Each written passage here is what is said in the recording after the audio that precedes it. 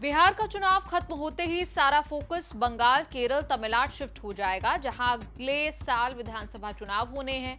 बंगाल में कांग्रेस ज्यादा कुछ करने की स्थिति में नहीं है। तमिलनाडु में डीएमके के साथ अलायंस पक्का है और केरल में कांग्रेस सबसे पावरफुल है। केरल में विधानसभा चुनाव से पहले लोकल बॉडीज चुनाव होने हैं, जिसकी तारीख तय नहीं, लेकिन चुनाव जीतने की रणनीति बनने का काम शुरू हो गया है। 2024 का लोकसभा चुनाव एक तरफा जीतने के बाद सबसे ज्यादा उम्मीद ये है कि कांग्रेस का यूडीएफ अलायंस मोमेंटम कितना बरकरार रख पाएगा और उसका असर विधानसभा चुनावों में कितना होगा। केरल में कांग्रेस जो यूनाइटेड डेमोक्रेटिक फ्रंट यानी यूडीएफ अलायंस लेकर चलती है, उसमें वेलफेयर पार्टी शामिल नहीं है, लेकिन ऑल इंडिया मुस्लिम लीग बड़ी पार्टी है। केरल में जमात इस्लामी प्रभावशाली धार्मिक संगठन है जो मुसलमानों के हितों की बात करता है। वेलफेयर पार्टी को जमात का ही पॉलिटिकल विंग कहा जाता है। लोकल बॉडीज चुनाव से पहले केरल में कांग्रेस ने प्रेस कॉन्फ्रेंस करके अलायंस किया कि वेलफेयर पार्टी से कोई अलायंस नहीं होने जा रहा है। विपक्ष के नेता और कांग्रेस के बड़े नेता वीडी सतीशन ने यही बताने के लिए बाकायदा प्रेस कॉन्फ्रेंस बुलाई।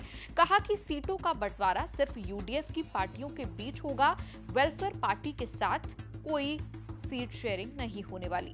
वेलफेयर पार्टी से अलायंस नहीं, ये कहना इसलिए जरूरी हुआ कि 2020 के लोकल बॉडीज चुनाव में वेलफेयर पार्टी ऑफ इंडिया ने यूडीएफ के साथ मिलकर चुनाव लड़ा था।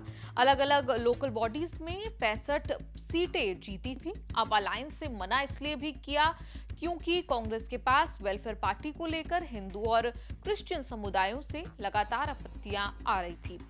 न्यू इंडियन एक्सप्रेस की रिपोर्ट के मुताबिक वीडी सतीशन के कहने के बाद भी इस बात से इनकार नहीं किया जा रहा कि ओपन अलायंस भले ना हो, यूडीएफ की वेलफेयर पार्टी के साथ अंडरस्टैंडिंग रहेगी। पार्टी नेताओं ने क्लियर किया कि मुस्लिम लीग की सहमति से वेलफेयर पार्टी से अलायंस नहीं करने का फैसला हुआ है। मुस्लिम लीग ने कहा कि वेलफेयर पार्टी से अलायंस नहीं, लेकिन लोकल बॉडीज में लोकल लेवल पर मदद ली जा सकती है।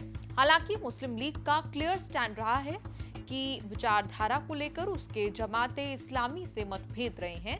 ये जमात का फैसला है किसे समर्थन देना है, किसे नहीं। ये यूडीएफ पर है कि वो किससे समर्थन लेती है, किससे नहीं। केरल में कांग्रेस हिंदू, मुसलमान, क्रिश्चियन सबकी पार्टी है, लेकिन जमात की इमेज कट्टरपंथी मुस्लिम संगठन होने के कारण कांग्रेस को घेरा जाता है। सीपीएम पर आरोप लगा कि उसने पीपल्स डेमोक्रेटिक पार्टी केरला का समर्थन लिया, जिसे आतंक के आरोपी अब्दुल नसर मदनी ने बनाया है। बीजेपी, कांग्रेस और सीपीएम दोनों को घेरती है कट्टरपंथियों से समर्थन लेने को लेकर। A political party like the Congress that ties up a political party like the Congress party that on one hand ties up with Jamaat-e-Islami and Welfare Party in Kerala and takes appeasement politics to such a ridiculous extent that people are disgusted by it, has really no locus to talk about the Constitution, no locus to talk about India's integrity. A political party like the Congress that gatewayed fake IDs into the electoral rolls during the UPA's 10 years. Tens of crores of fake IDs were put into the Aadhaar database and then made its way into the electoral rolls.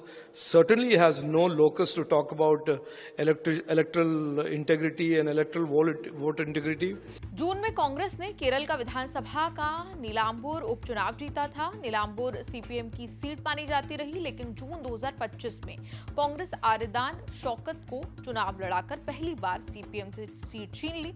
चुनाव में welfare party ने आरिदान शौकत का समर्थन किया था। उससे पहले राहुल और प्रियंका गांधी ने वायनाड में लोकसभा चुनाव जीते। दोनों चुनावों में कांग्रेस पर आरोप लगे वेलफेयर पार्टी और जमाते इस्लामी संगठन का समर्थन लेने का। चुनावी कार्यक्रमों में भी झंडे लगने पर विवाद होते रहे।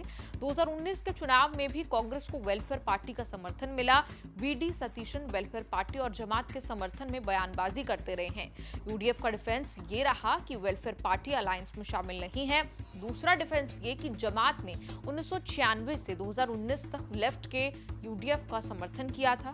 लेफ्ट इससे इनकार करती रही है। आपका शेष भारत के इस एपिसोड पर क्या कुछ कहना है, कमेंट्स में लिखकर अपनी राय जरूर दें।